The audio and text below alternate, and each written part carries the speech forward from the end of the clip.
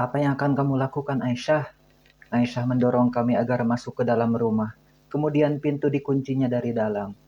Tangan kami diikat ke belakang dan mulut kami ditutup memakai lakban. Aisyah masuk ke dalam kamar untuk mengambil anak-anak, kemudian keluar dengan menggendong keduanya secara bersamaan. Kau lihat ini, anakmu tak bangun-bangun karena mengkonsumsi obat tidur secara berlebihan. Kau lihat ini, tubuh anakmu terdapat banyak lebam. Kau lihat ini, anakmu sangat kurus-kurus karena tak terurus. Segila-gilanya aku, kalau menyangkut masalah anak, aku masih bisa waras. Bagaimana mau mempunyai anak banyak? 2 anak saja kau tak memperhatikannya. Untunglah kini kau bukan suamiku lagi. Kini aku bebas dan terlepas dari kegilaan di rumah ini. Mata Aisyah terlihat berembun saat berbicara. Aisyah berusaha menyadarkan anak-anak kami oleh pengaruh obat tidur itu. Tapi percuma, anak-anak tak bangun juga. Sungguh bodohnya diriku selama ini. Menyia-nyiakan wanita yang sudah berbakti kepadaku demi ambisi masa laluku bersama Rosa.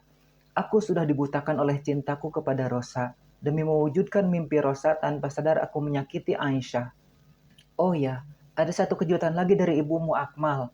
Maaf aku menyebut namamu. Karena kini kau bukan lelaki yang kuhormati lagi. Lihat ini, video yang tak mau kau lihat saat ibumu memberikan video ini. Aisyah terus saja berbicara. Aku dan Rosa tak dibiarkannya membuka suara. Kami didudukkannya di lantai dengan diawasi 2 lelaki berotot itu. Yang baru ku tahu ternyata itu paman Aisyah, mantan preman pasar sama seperti bapak Aisyah dulu. Aku sudah tahu semua tentang Rosa dari ibumu. Makanya aku tak kaget saat sekarang kalian sudah tinggal bersama. Awalnya aku tak masalah, tapi melihat keadaan anakku seperti ini, aku tak terima. Silahkan kalian memproduksi anak kalian sendiri sebanyak-banyaknya. Itu kan impian istri pertamamu itu yang pembohong. Jangankan mempunyai anak banyak, untuk hamil saja ia takut. Itu bisa merusak penampilan dan kecantikannya. Bukan begitu, Rosa? Ucap Aisyah diikuti tawanya yang menyeramkan. Apa maksud ucapan Aisyah itu? Apa Rosa telah menipuku? Padahal yang sebenarnya ia tak menyukai anak-anak dan tak ingin mempunyai anak. Benarkah seperti itu? Lihat video ini baik-baik sampai habis. Aisyah mendekatkan layar ponsel ke arah mataku. Terlihat Rosa berada di dalam video itu.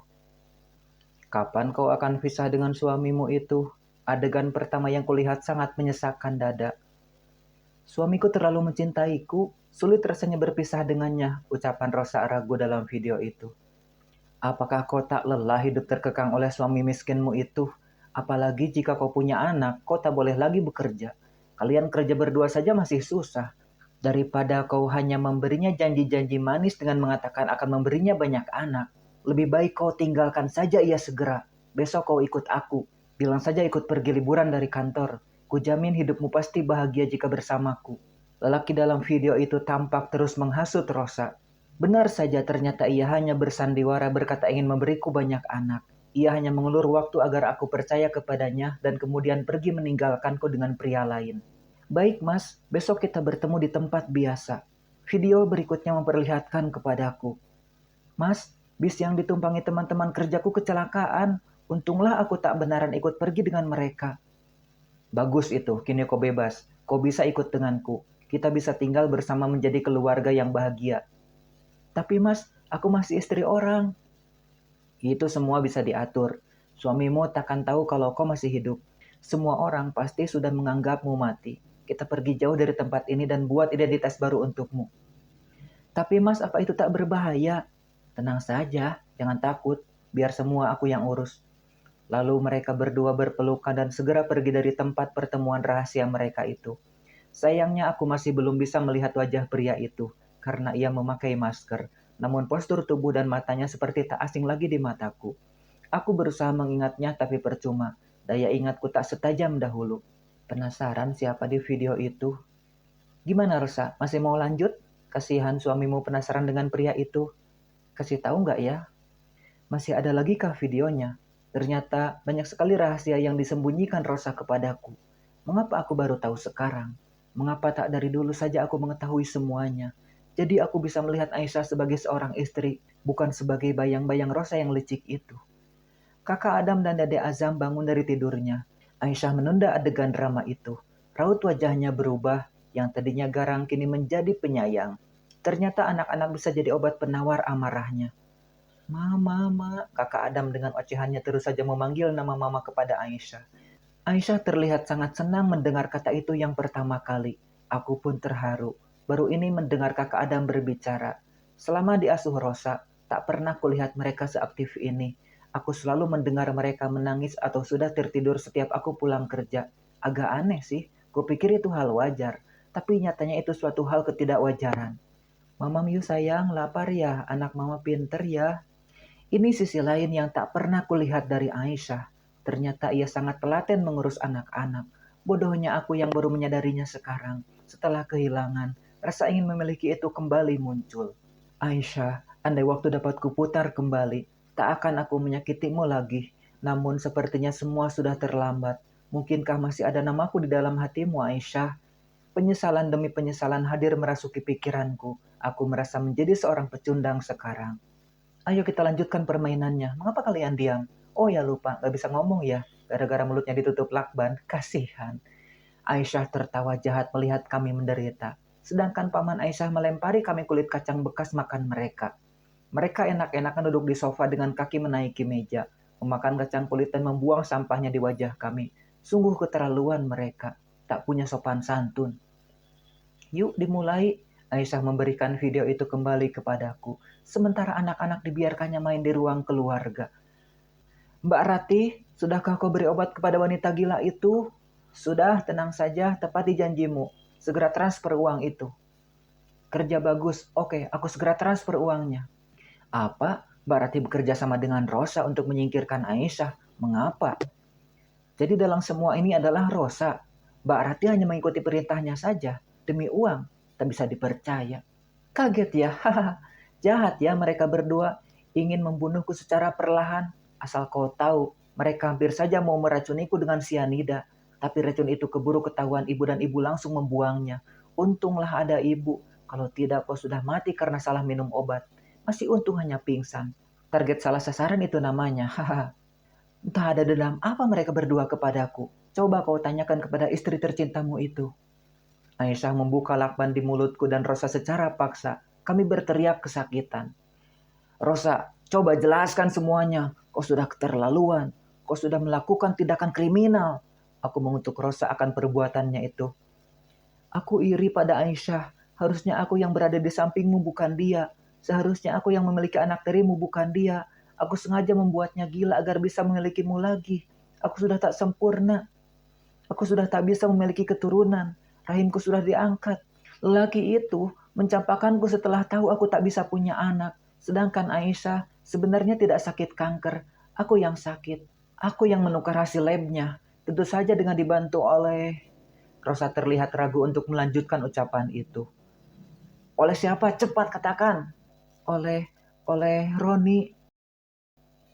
Bagai tersambar petir aku mendengar pengakuan Rosa. Bagaimana mungkin Roni yang melakukan ini semua? Ia sahabatku. Ia yang selalu mensupportku saat aku salah jalan. Dan selalu mengajarkanku kebaikan. Tidak mungkin. Ternyata aku selama ini salah duga. Aku malah mengira ini semua ulah dokter Wahyu. Dokter spesialis anak temannya Aisyah waktu itu. Ternyata ini ulah sahabatku sendiri. Tak bisa dipercaya. Kaget gak? Kaget dong. Masa enggak sih? Haha. Ucap Aisyah tertawa terbahak-bahak. Benar-benar sudah gila Aisyah. Kini tingkahnya seperti preman. Rosa, apa maksudmu? Ada hubungan apa kamu dengan Roni? Tanyaku geram. Roni adalah lelaki yang ada di video itu. Ucap Rosa dengan menundukkan kepala. Mataku membulat. Tubuhku bergetar hebat. Dada ini bergemuruh cepat. Benarkah yang diucapkan Rosa? Jadi mereka berdua dahulu pernah berselingkuh di belakangku. Mendengar pengakuannya bagaikan ada ribuan duri yang menancap di hatiku. Awas kau Roni, dasar munafik. Mengapa Rosa? Mengapa harus Roni? Kau tahu kan kalau dia ini sahabatku? Mengapa kalian tega melakukan ini semua? Aku hampir saja gila mengira kau sudah mati dalam kecelakaan itu. Tapi ternyata kalian malah berbahagia di atas penderitaanku saat itu. Tak henti-hentinya aku berteriak, meluapkan amarah di dalam dada. Namun marah pun percuma. Nasi sudah menjadi bubur. Aku hilap karena waktu itu aku begitu tertekan hidup bersamamu. Kau begitu overprotective dan posesif. Susah sekali lepas darimu. Sampai akhirnya aku menerima ide gila itu dari Roni dengan cara berpura-pura mati dalam kecelakaan. Ucap Rosa dengan bibir bergetar. Jika kau sudah tak cinta lagi kepadaku, mengapa tak bilang? Aku akan menceraikanmu secara baik-baik. Bukan begini caranya. Sama saja kau telah menyiksa batinku perlahan. Kau siksa aku dengan cintamu, dan sekarang setelah luka itu berangsur hilang, kini kau kembali lagi membuka luka lama. Mengapa, Rosa? Mengapa? Aku berteriak kembali menumpahkan segala kekesalan di hati. Wah, sepertinya makin seru nih. Jika ditambah pemain baru, kayaknya lebih seru deh. Penasaran? Mau tahu siapa orangnya? Sebentar ya, saya panggil dulu orangnya. Ucap Aisyah dengan meringis. Apa maksud Aisyah? Siapakah orang yang ia maksud? Aisyah kemudian menepuk tangan 3 kali. Salah satu pamannya bergegas menuju pintu belakang dan mendorong masuk seseorang dari balik pintu itu dengan tangan diikat ke belakang juga. Orang itu ialah Roni. Mau apa Aisyah mengumpulkan kami semua di sini? Ingin aku segera berlari dan menghajar Roni. Namun apalah daya, tanganku tak sampai karena masih terikat. Tubuhku berontak menggeliat ke segala arah, berusaha untuk membuka ikatan ini, tapi percuma. Ikatan ini begitu kencang. Semakin aku berusaha membukanya, semakin sakit pergelangan tangan ini. Sabar Akmal, sabar. Nanti kau juga akan mendapat giliran lagi ya. Sekarang waktunya Roni yang unjuk diri. Ucap Aisyah dengan senyum menyeringai. Aisyah, mengapa kau sekejam ini sih? Aku hampir saja tak mengenalmu saat ini. Ini bukan Aisyahku. Aisyah tak mungkin melakukan hal sekeji ini. Siapa yang sudah mempengaruhimu sebenarnya? Roni sayang, tolong ceritakan semuanya kepada mantan suamiku ini. Kejahatan apa yang telah kamu dan Rosa lakukan selama ini? Atau kalau tidak, ucap Aisyah dengan mengacungkan cutter ke arah leher Roni. Aisyah sangat menyeramkan. Ia terlihat seperti pembunuh berdarah dingin sekarang. Baiklah, baiklah. Akan aku ceritakan semuanya dari awal. Roni terlihat gelagapan dengan ancaman Aisyah. Cemen koron, tubuh doang besar tapi nyelimut ciut. Gue benci lu, Mal. Sangat benci. Awalnya gue sengaja lakuin ini semua biar lu menderita.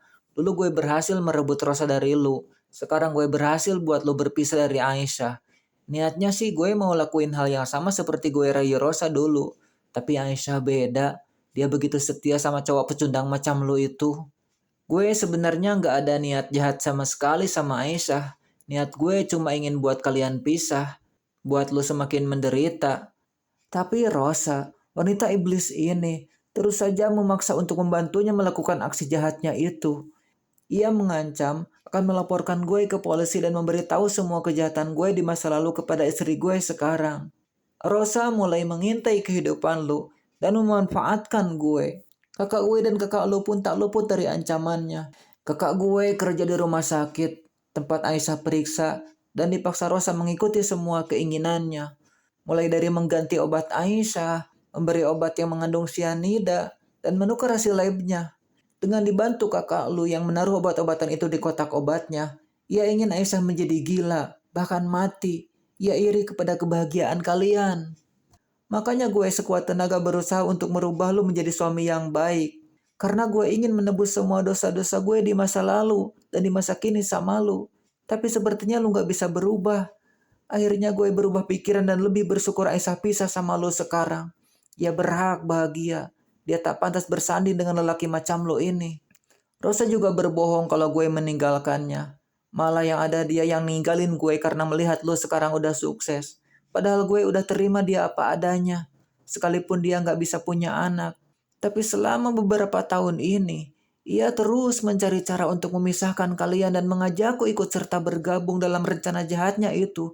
Dan kini gue menyesal. Aku hanya terdiam terpaku mendengar semua pengakuan Roni. Rasanya gatal sekali tangan ini ingin segera menghajarnya. Dia bagaikan musuh dalam selimut di keluargaku. Padahal dia sudah aku anggap sebagai saudara. Tapi tak menyangka kini dia menikamku dari belakang. Ternyata benar ucapan Roni waktu itu. Hei bro, kenapa lu cerita semua masalah rumah tangga lu sama gue? Gak takut lu tiba-tiba nanti gue jahat sama lu? Ucapnya sehabis aku curhat kepadanya. Masih kaku aja bro, lu kan sahabat gue dari kecil. Bahkan udah gue anggap sebagai saudara. Mana mungkin kan saudara jahatin sesama saudara? Aku menepuk-nepuk pundak Roni mengira ia sedang bercanda waktu itu. Jangan salah bro, ada pepatah mengatakan, kamu bisa saja mengalahkan 1.000 musuh nyata yang datang di depanmu, tapi kamu akan kewalahan melawan satu musuh yang berpura-pura menjadi sahabatmu. Nah mulai hari ini hati-hati dah lu sama gue. Ternyata sejak waktu itu, Roni sudah mulai mengungkap sifat aslinya. Namun aku masih mengira ia hanya bersenda gurau. Haha, lucu lu Ron. Gue yakin lu gak gitu kok orangnya. Gue percaya sama lu. Ucapku membantah ucapannya waktu itu. Musyrik lu percaya sama gue? Biarin dah. Kami pun tertawa bersamaan. Tak menyangka, ternyata ia sedang berkata jujur waktu itu. Kini rahasia mereka mulai terbongkar satu persatu. Namun, aku sendiri tak tahu apa motif Roni melakukan ini semua kepadaku. Mengapa dia sangat membenciku dan berkali-kali niat menghancurkan keluargaku?